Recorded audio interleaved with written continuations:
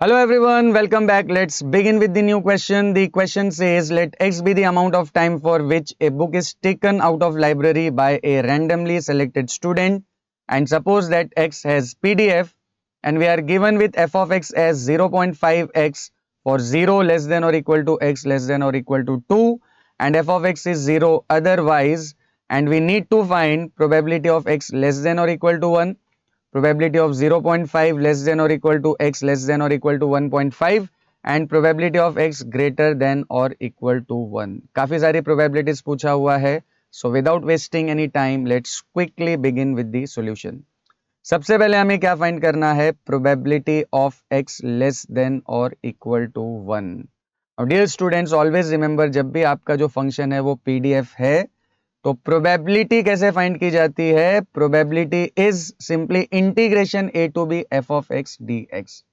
For any PDF probability is integration A to B F of X D x.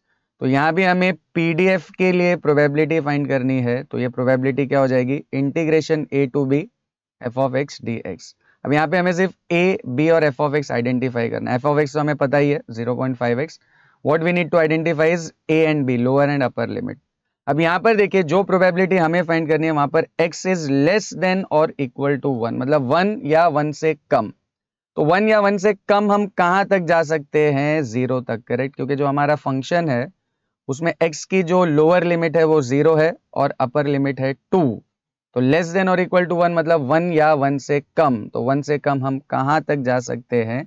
0 तक. इसका मतलब इस particular case में जो हमारी x की रेंज है वो 0 से लेके 1 तक है, करेक्ट. 1 से कम मतलब 0 से लेके 1 तक. तो इसका ये मतलब हो गया कि जो लोअर लिमिट a है ये हो जाएगी 0 और अपर लिमिट b हो जाएगी 1. तो नेक्स्ट स्टेप में ये हो जाएगा integration 0 to 1 and f of x की जगह पर आ जाएगा 0.5 into X D x.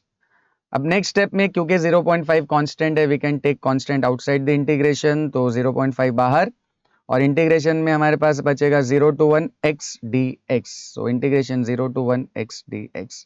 And the next step 0.5 will remain as it is, and I hope all of you know integration of x.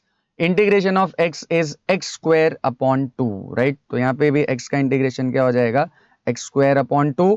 End of course limits क्या दी हुई है? Lower limit है 0 and upper limit है 1. अब next step में देखिए ये जो 2 है ये भी एक कांस्टेंट है. इस कांस्टेंट को हम क्या कर सकते हैं? इस लिमिट वाले ब्रैकेट से बाहर ले सकते हैं. तो ऑलरेडी 0.5 है हमारे पास और ये 2 बाहर जाकर डिवाइड हो जाएगा, तो बाहर बचेगा 0.5 अपॉन 2, राइट. और ब्रैकेट में अभी हमारे पास सिर्फ क्या बचा हुआ है? X square. और जब भी आपको इंटीग्रेशन में लिमिट दी हुई होती है तो लिमिट्स के लिए हम क्या करते हैं? जहां भी आपको x दिखाई दे रहा है वहां पर पहले सब्सटीट्यूट करते हैं अपर लिमिट. तो अपर लिमिट यहाँ पर क्या है? 1. तो ये हो जाएगा 1 square, right. Upper limit which is 1 square and minus lower limit. Lower limit है 0, तो ये 0 का square. Upper limit minus lower limit. अब 0.5 अपॉन 2 इसको अगर हम सिंप्लीफाई करें तो ये हो जाएगा 0.25, करेक्ट. 0.5 को 2 से डिवाइड करने पे क्या आ जाएगा? 0.25. और 1 का स्क्वायर 1 होता है और 0 का स्क्वायर होता है 0. तो ये हो जाएगा 0.25 multiplied by 1 end of course 0.25 into 1 will be 0.25. तो पहली जो प्रोबेबिलिटी है लेस देन और इक्वल टू 1 उसकी वैल्यू है 0.25.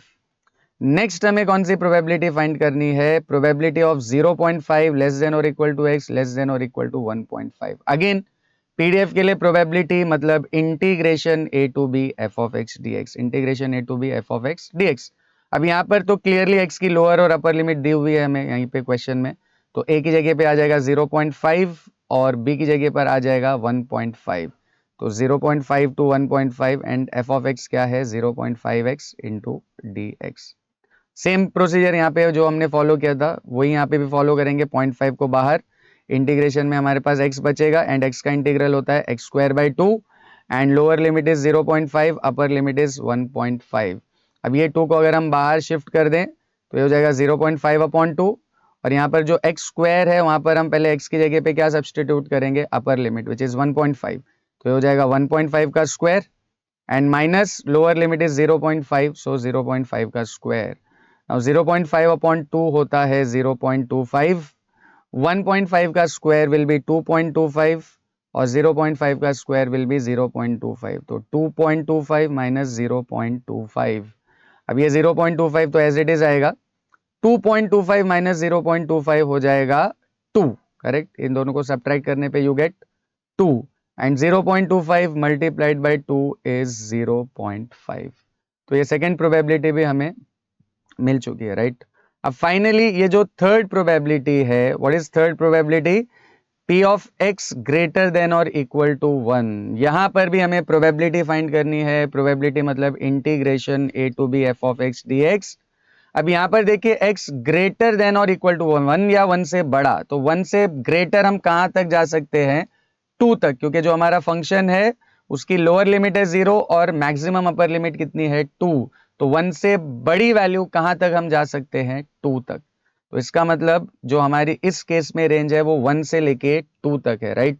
सो lower limit is 1, that is a is 1 and upper limit b is 2। तो हो जाएगा integration 1 to 2 and f of x है 0.5x dx। अब इसको सेम उसी तरह सॉल्व करना है जैसे हमने यहाँ पर सॉल्व किया, सब क्वेश्चन नंबर 2 के लिए और सब क्वेश्चन नंबर 1 के लिए। तो आई होप कि आप ये खुद से सॉल्व करके आंसर को वेरीफाई कर लेंगे and I also hope that you have understood this concept quite well. So see you in the next video.